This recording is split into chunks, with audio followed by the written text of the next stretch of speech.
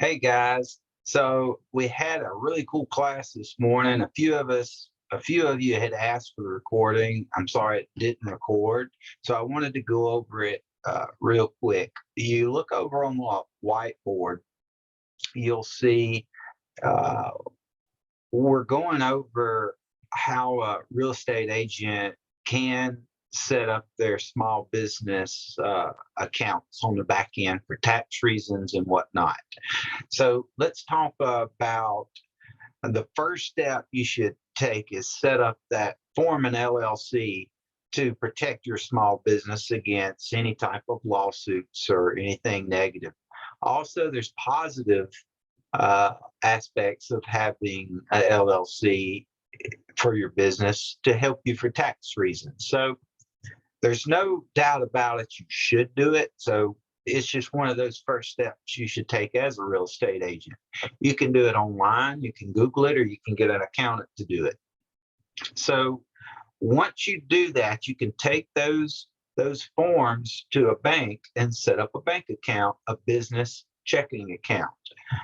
Once you do that, you can set up, you already have your personal checking account that you use and maybe a savings account. And that's really all you need. You can add more to do more things, but for right now, let's keep it simple. Look over on the whiteboard here. You'll see that we're doing our numbers. Let's say the first step is to figure out your personal budget. I just threw out $4,000 a month. That to pay my house note, my car note, my insurance, every bill I have, plus going to eat. I want to live comfortable. So this number is going to be different for everybody. It's all about what you want.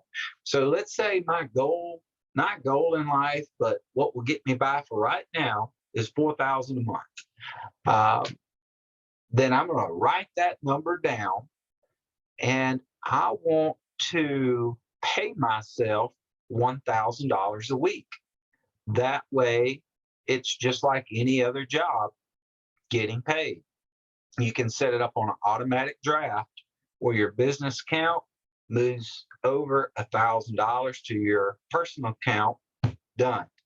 So once you have a closing in your real estate, you can automatically put that money in your Ryan Porter LLC fund. And let's say it's a $6,000 closing. Well, that's 6 weeks of living that you can do. Actually, not, because we got to go to taxes. We got a little bit of a business expense over here, but we're going to budget for those things later on. The biggest thing is we're going to throw all that money in this one big pot and then divvy it up to the different accounts. So we know we need to pay this $1,000 a week, and our goal should want this number to hover around 6 months of living for you. So once you get that business account up to 6 months, that's what's going to separate small businesses that survives the ups and downs that you're going to have in every business. Restaurants, tourism, it doesn't matter. Mechanic shops, they all have their ups and downs. They're good months, they're bad months. I know this because owners would call me, "Hey man, how's it looking over there? I'm really panicked over here. What are we going to do?" You know what I said? I don't care. My business is paid for.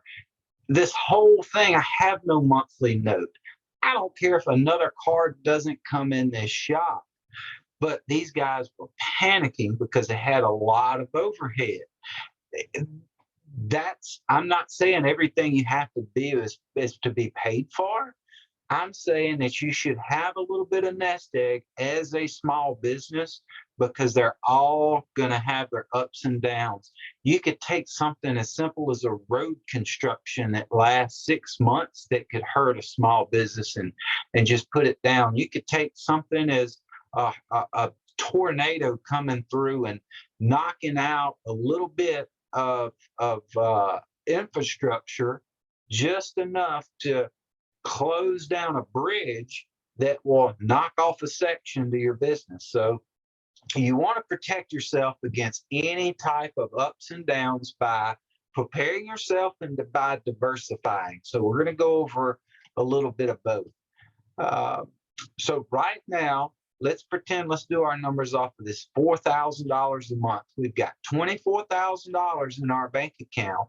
We know we're paying over this savings account 20 to 25% to pay our taxes. So let's talk about paying our taxes. You're going to get some of this back. The reason I say tax slash savings, your accountant's going to tell you what to write off at the end of the year. I strongly advise getting with an accountant unless you really know how to do your taxes. It's not all about what you can write off. There's a balance. You can write too much off. You don't want to write too much off where you can't go buy a house if you need be, or if you want to flip a house, or if you want to buy a car, and they look at your debt to income and say, well, it looks like you made 200,000 in real estate, but you spent 150,000 doing it and advertising and gas. So you can do those things to keep this savings account higher, but just know your buying power goes down the more you write things off in your business. So from that aspect, we've got our tax and our savings account. And over here, you've got business expenses. So you have at Next Home, I know your license, MLS, and E&O. Those are your big three that you're going to be responsible for. After that, it kind of goes to advertising. Now, you want to invest in your business. First, you want to pay yourself. A, you've got to live. B, you've got to pay your taxes.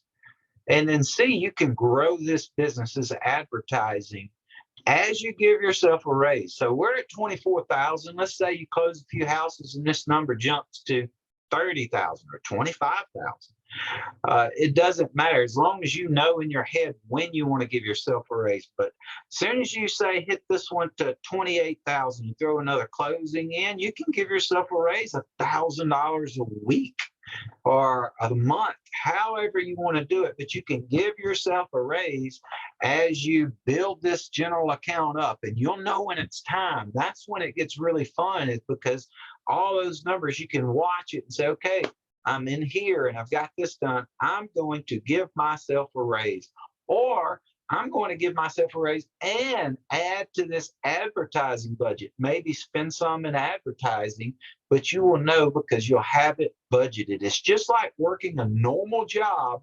If you can just get this part down pat, I know you can get this down pat because you've been doing it most of our lives. People live that paycheck, they'll get it in, and you'll stick some in a savings account, maybe some in another account, but you're used to that $1,000 a week or however much a week, $500 a week. Once you get yourself back to that, you can lay in bed and not wonder if this closing is going to affect you being able to pay your light bill next month or something like that. You're not depending on closings as much. Now, you still want as many as you can get to get this number up, because we all have goals to get this monthly, weekly budget up as high as we can, I'm sure.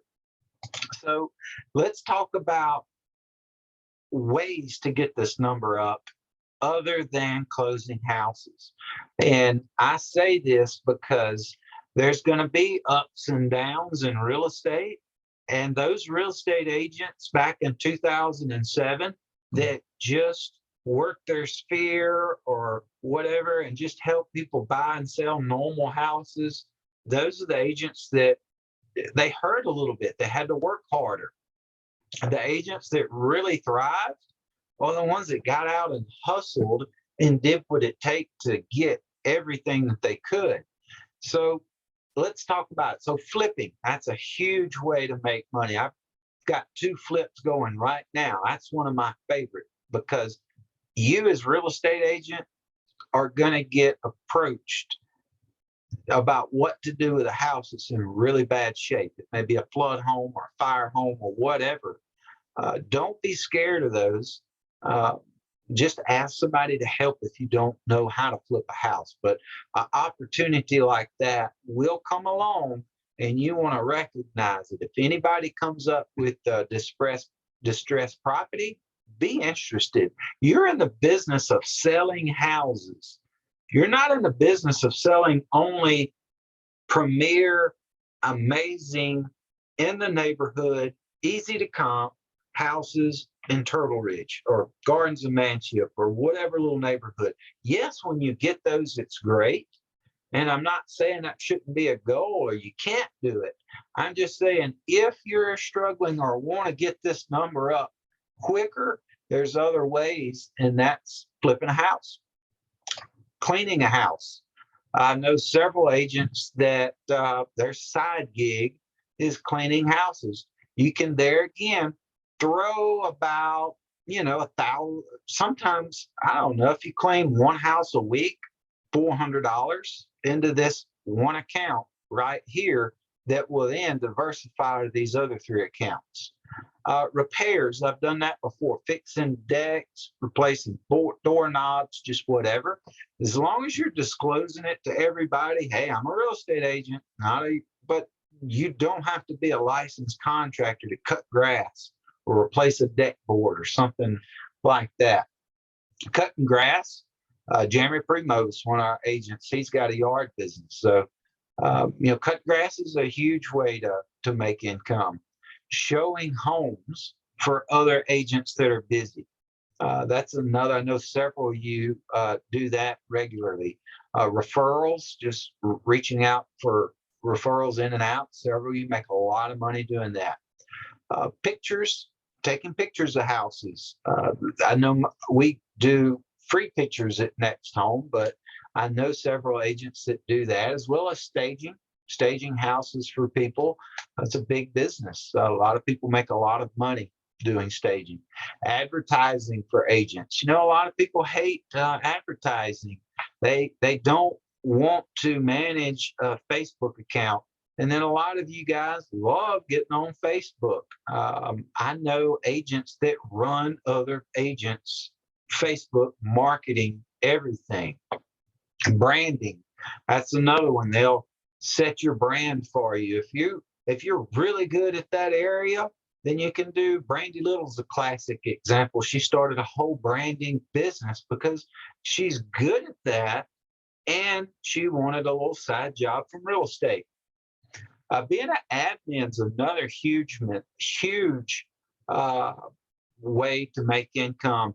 You can get paid by the hour, by the job, but you've got a lot of busy real estate agents out there that would love for you to just kind of be on call to write up an offer for them, be a transaction coordinator. Another great way to make extra income. Cold calling and door knocking. Those are another really big that a newer agent, if you want to make extra money, is just cold call for other agents. There are several agents that I know that'll pay you by the hour to cold call.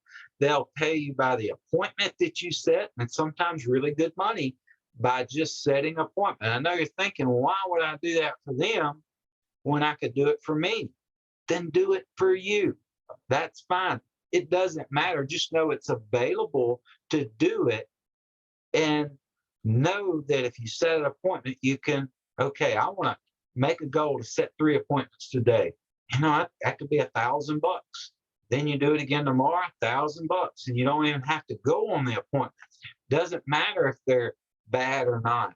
All you got to do is set the appointment and get paid. It's like a guaranteed income. Same thing with door knocking. We've got agents that have their trifold, but they don't want to walk a neighborhood. But they will have offered to pay us. Hey, are there any agents that would walk the neighborhood for me and just say, hey, I'm here for Kimberly or Ryan at Next Home, or I'm here for Michelle, and I just wanted to, give you this trifold. They will pay you to do that. So there's a lot other ways to make money in real estate, especially if you're at that brand new stage and you want to go full time, or if you're just kind of this number right here, I call it the backs against the wall.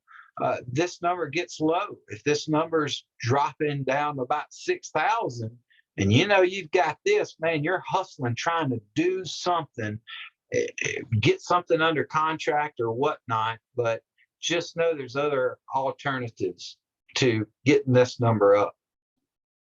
Um, that's really all I've got for now. If you got any questions on any of this good tax stuff, just give me a call, or accounting information. I've worked with some good accountants. If I don't know the answer, I can get you in touch with some guys and sit down and have a conversation. So if y'all need anything, give me a